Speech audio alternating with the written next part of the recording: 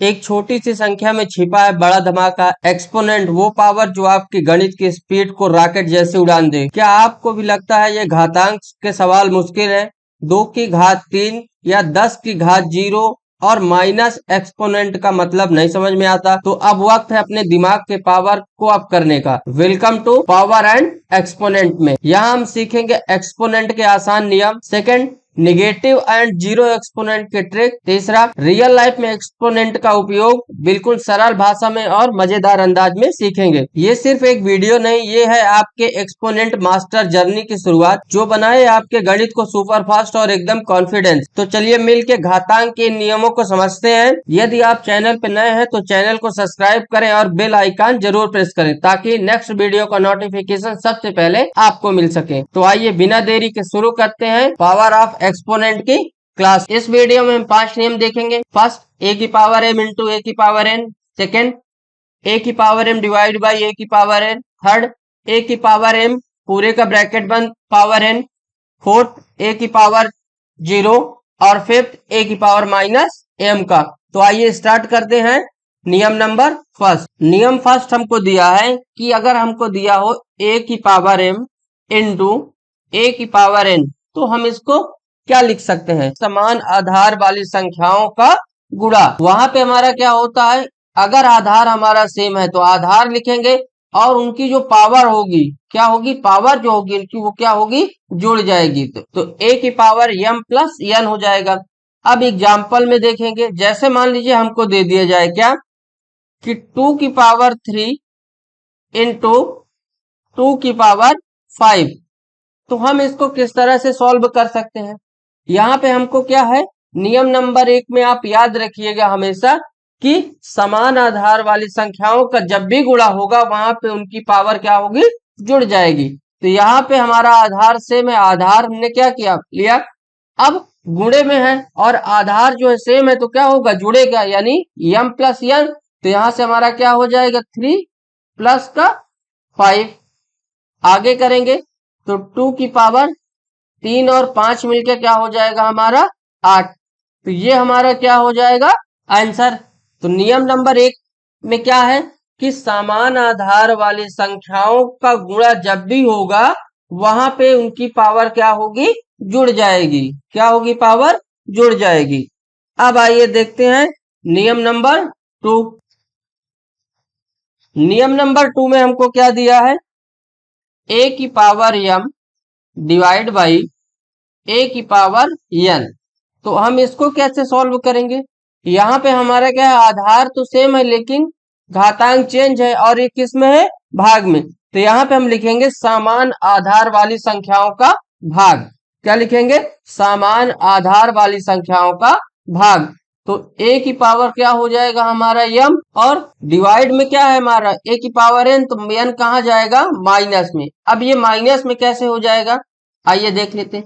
जैसे हमको a की पावर m दिया है तो डिवाइड में है तो a की पावर m अपान a की पावर n लिखेंगे इसको हम। a की पावर n जब ऊपर जाएगा तो माइनस में हो जाएगा, तो a की पावर क्या हो जाएगा, m माइनस का n। यही यहाँ पे हमने क्या है लिखा है कि a की पावर m माइनस का n। अब एग्जाम्पल में देख लेते हैं, जैसे कि अगर आपको दिया है मान लीजिए 7 की पावर 8 डिवाइड बाई 7 की पावर 7, ये दिया तो इसको हम क्या लिख सकते हैं, 7 की पावर 8 अपान 7 की पावर 7। आगे अगर हम इसको लिखें तो क्या लिखेंगे, हमारा क्या है, समान आधार वाली संख्याओं का भाग। तो क्या होगा, 7 की पावर 8 माइनस का 7। तो यहां से क्या आ जाएगा हमारा, 7 की पावर 1। तो 7 की पावर क्या आ जाएगा हमारा यहाँ से 1। तो नियम नंबर 2 भी आप लोगों को क्लियर हो गया है कि यदि समान आधार वाली संख्याओं का हमको क्या करना है, भाग करना है, तो वहां पे क्या होगा हमारा a की पावर m माइनस का n। अब आइए बढ़ते हैं नियम नंबर 3 की तरफ। नियम नंबर 3 हमको क्या दिया हुआ है कि यदि a की पावर m पूरे ब्रैकेट में पावर n हो जाए तो क्या होगा। अब इसका मतलब आप पहले समझ लीजिए कि a की पावर m के पावर n क्या होगा। तो यहां से हमारा क्या हो जाएगा, a के पावर m इंटू n, क्या होगा, m इंटू n। यहाँ क्या है, घात के ऊपर घात, क्या है, घात के ऊपर घात। अब इसको एग्जाम्पल से समझेंगे हम। मान लीजिए हमको दे दिया जाए 2 की पावर 3 का पावर 2। अब 2 की पावर 3 की पावर 2 का मतलब क्या है, तो 2 की पावर 3 की पावर 2 का मतलब है 2 की पावर 3 इंटू 2 की पावर 3। ये कितनी बार लिखा हुआ है, 2। यानी इसके पूरे पावर का मतलब है कि ये कितनी बार लिखा हुआ है, 2 बार। अब यहां से आप देखिए, नियम नंबर 1 में हमने क्या पढ़ा था कि समान आधार वाली संख्याओं का गुणा। क्या है, समान आधार वाली संख्याओं का गुणा। तो जब भी समान आधार वाली संख्याओं का गुणा होता है तो वहां पे क्या होता है, हमारा घातें जुड़ जाती हैं। तो यहां से हमारा क्या हो जाएगा, 2 पावर जो होंगी वो क्या होंगी, जुड़ जाएंगी, यानी 3 + 3। आगे इसी को अगर कर दे तो ये क्या हो जाएगा हमारा 2, और 3 और 3 6, यानी 2 की पावर 6। ये हमारा क्या हो जाएगा, आंसर। अब आइए इसी पे देख लेते हैं एग्जाम्पल नंबर 2। मान लीजिए हमको दे दिया जाए क्या, कि 4 की पावर 3 की पावर 5। अगर ये हमको दे दिया जाए तो हम कैसे करेंगे, तो यहाँ पे क्या लिखा हुआ है पहले वो आप लोग ध्यान दीजिए। 4 की पावर 3 की पावर 5 है, यानी 4 की पावर 3 कितनी बार लिखा है, 5 बार। तो 4 की पावर 3 इंटू 4 की पावर 3 इंटू 4 की पावर 3 इंटू 4 की पावर 3। यहाँ पे हमारा क्या है, 4 की पावर 3 इंटू कितनी बार है, 5, क्योंकि 4 की पावर 3 का जो हमारा पावर है वो क्या है, 5 है। तो यहाँ पे कितनी बार है, 5 बार। अब यहाँ पे हमारा क्या है, समान आधार वाली संख्याओं का गुणा, यानी नियम नंबर 1। तो नियम नंबर 1 में हमने पढ़ा है कि जब भी हमारा क्या होता है, आधार सेम होता है और वो गुणे में हो तो उनमें क्या होती है, घातें जुड़ जाती हैं। तो यहाँ से हम लिखेंगे 4 प्लस, अब जितनी भी हमारी क्या है पावर है, उन सबको जोड़ देंगे, यानी 3 + 3 + 3 + 3, यानी 5 हमारे पास 4 की पावर 3 थी, पांचों को हमने क्या किया, ऐड कर दिया। तो 4 की पावर 3 3 6 3 9 3 12 3 15, यानी क्या आ गया हमारा आंसर, 4 दी पावर 15। तो नियम नंबर 3 हमसे क्या कहता है कि जब भी पावर का पावर हो, यानी घात का घात हो, वहां पे क्या होता है, उनका आपस में घात और घात का आपस में गुणा होता है। क्या होता है, आपस में घात और घात का आपस में गुणा होता है। अब आइए बढ़ते हैं नियम नंबर 4 की तरफ। नियम नंबर 4 क्या कहता है कि जब घात समान हो, तो मान लीजिए दिया हमको a की power m divide by b की पावर m। तो हम इसको किस तरह से सॉल्व करेंगे, तो इसको हम क्या लिख सकते हैं, a की power m divide by b की पावर m। तो इसको हम क्या लिखेंगे, a की पावर m अपॉन b की पावर m, ये लिख सकते हैं। अब यहां से हम इसको और क्या लिख सकते हैं, तो यहां से हम लिख सकते हैं इसको a/b की पावर m लिख सकते हैं, क्योंकि हमारा क्या है, यहाँ पे घात समान है और आधार क्या है, चेंज है। तो यहां से हम क्या लिख सकते हैं, a/b की पावर m। अब हम इसको क्वेश्चन से आइए देख लेते हैं एक बार। मान लीजिए हमको दिया 6 की पावर 4 डिवाइड बाई 3 की पावर 4, ये दिया हुआ है। अगर हम इसको सॉल्व करें तो क्या लिख सकते हैं, तो 6 की पावर 4 अपॉन 3 की पावर 4 लिख सकते हैं, क्योंकि आधार हमारा क्या है, चेंज है, लेकिन घात जो है हमारी वो सेम है, 6 की पावर 4 अपॉन 3 की पावर 4। तो यहां से हम इसको लिख सकते हैं क्या, 6/3 की पावर 4, क्या लिख सकते हैं, 6/3 की पावर 4। तो नियम नंबर 4 हमसे क्या कहता है कि जब भी आधार हमारे अलग हो और घातांक क्या हो, सेम हो, भाग की कंडीशन में, तो वहां पे हम क्या कर सकते हैं, a/m upon b/m is equal to लिख सकते हैं a/b/m। तो नियम नंबर 4 भी आप लोगों को क्लियर हो गया होगा। अब बढ़ते हैं हम अगले नियम नंबर 5 की तरफ। नियम नंबर 5 हमसे क्या कहता है कि जब भी किसी की पावर 0 होती है तो उसका मान सदैव क्या होता है, 1 होता है। यानी जब भी किसी की भी पावर यानी कोई भी संख्या हो, अगर उसका पावर 0 है तो उसका मान सदैव क्या होगा, 1 होगा। जैसे हम देख लेते क्वेश्चन देखेंगे, जैसे मान लीजिए हमको दे दीजिए 2 की पावर 0 इंटू 5 की पावर 0 इंटू 3 की पावर 0 का मान क्या होगा। तो जहां पे हमारा क्या है 0 है, उसका मान क्या है 1। तो इन सब का अगर हम मल्टीप्लाई करें तो क्या हो जाएगा, इनका पावर क्या है सबका 0। तो जिसकी भी पावर 0 है उसका मान क्या है 1।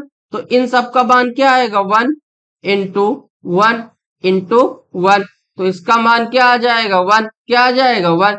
तो आप ये कंडीशन याद रखिएगा कि जब भी किसी भी संख्या की पावर 0 है उसका मान सदैव 1 होगा।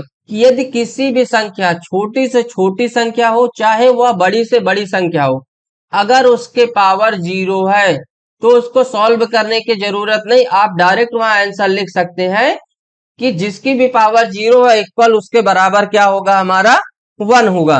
कुछ यहाँ पे हम इंपॉर्टेंट महत्वपूर्ण फॉर्मूले लिख लेते हैं जो क्या है हमारे ऋणात्मक नियम की दशा में होते हैं। तो आइए देखते हैं उनको। नंबर 1, यदि हमको दिया हो a की पावर m इंटू a की पावर माइनस का n, तो हम इसको क्या लिख सकते हैं, यहाँ पे हमारा नियम नंबर 1 ही काम करेगा, कौन सा, कि समान आधार वाली संख्याओं का गुणा। समान आधार वाली संख्याओं का गुणा है तो घातें जुड़ जाती हैं। तो a की पावर m प्लस, अब यहाँ पे n क्या है हमारा माइनस में, तो माइनस का n। तो इसको अगर हम सॉल्व करें तो क्या आएगा हमारा a की पावर m माइनस का n। तो आप ये याद रखिएगा कि ऋणात्मक में हमारे क्या है a की पावर m माइनस का क्या हो जाएगा n। अब देख लेंगे इसमें क्या, सेकेंड दूसरा मान लीजिए हमको दे दिया क्या a की पावर माइनस का m इंटू a की पावर n। ये जब होगा तो क्या हो जाएगा हमारा a की पावर ब्रैकेट में माइनस का m तो होगा, लेकिन प्लस का क्या हो जाएगा हमारा n। ये हमारा क्या है सेकेंड। अब देखेंगे नंबर 3। तो नंबर 3 में अगर हमको दे दिया जाए कि a की power m divide by a की पावर माइनस का n, तो यहाँ पे हम इसको क्या लिख सकते हैं a की पावर m अपॉन a की पावर n। जब a की पावर n नीचे लिखेंगे तो माइनस क्या होगा, यहाँ से हट जाएगा, माइनस क्या होगा हट जाएगा। क्योंकि अगर a की पावर माइनस n है तो हम इसको क्या लिख सकते हैं 1 बाई n लिख सकते हैं। क्या लिख सकते हैं 1 बाई n। इसको हम क्या कर सकते हैं लिख सकते हैं कि power m divide by a की पावर माइनस n इक्वल को हम क्या लिख सकते हैं a की पावर m अपान a की पावर n। तो ये हम क्या है इसको लिख सकते हैं। आगे देखेंगे पॉइंट नंबर 4 में, यदि हमको दे दिया जाए a की पावर माइनस का m ब्रैकेट बंद की पावर माइनस का m, यानी a की पावर माइनस m ब्रैकेट बंद और पूरे का पावर माइनस n, तो हम इसको क्या कर सकते हैं, तो यहाँ पे हम लिखेंगे क्या a की पावर माइनस का m गुणे माइनस का n। अब आगे अगर हम इसको सॉल्व करें तो a की पावर माइनस m गुणे माइनस n, यानी माइनस माइनस का गुणा हमारा क्या प्लस, तो m इंटू n। तो यहां से हम लिख सकते हैं इसको क्या लिख सकते हैं कि a की पावर m पूरे का पावर n। यानी हम नियम नंबर 4 में ऋणात्मक के लिए अगर हमको दे दिया जाए a की पावर माइनस m ब्रैकेट बंद पूरे का पावर माइनस n, तो हम उसको सॉल्व करके हमारा क्या फॉर्मूला बनेगा, वह फॉर्मूला बनेगा कि a की पावर m के पावर माइनस n। ये हमारा क्या होगा फॉर्मूला। अब हम देखेंगे पॉइंट नंबर 5 और आज का लास्ट। यदि हमको a की पावर माइनस का m इंटू b का पावर माइनस का m दे दिया जाए तो हम इसको क्या लिख सकते हैं, तो जब भी हमको क्या है आधार क्या हो हमारे अलग हो और घातांक क्या हो सेम हो, तो हम उनको क्या लिख सकते हैं, तो a इंटू बी की पावर घातांक सेम है तो घातांक यहाँ आ जाएगा, यानी a इंटू बी की पावर हम उसको क्या लिख सकते हैं माइनस का m। तो दोस्तों ये था हमारा पावर ऑफ एक्सपोनेंट के धमाकेदार आगाज। अगली वीडियो में हम और भी मजेदार ट्रिक और आसान तरीके लेके आएंगे। अभी तक जिन्होंने वीडियो को लाइक नहीं किया लाइक करें, चैनल को सब्सक्राइब करें, कोई भी पावरफुल वीडियो आपसे मिस ना हो। मिलते हैं अगली क्लास में।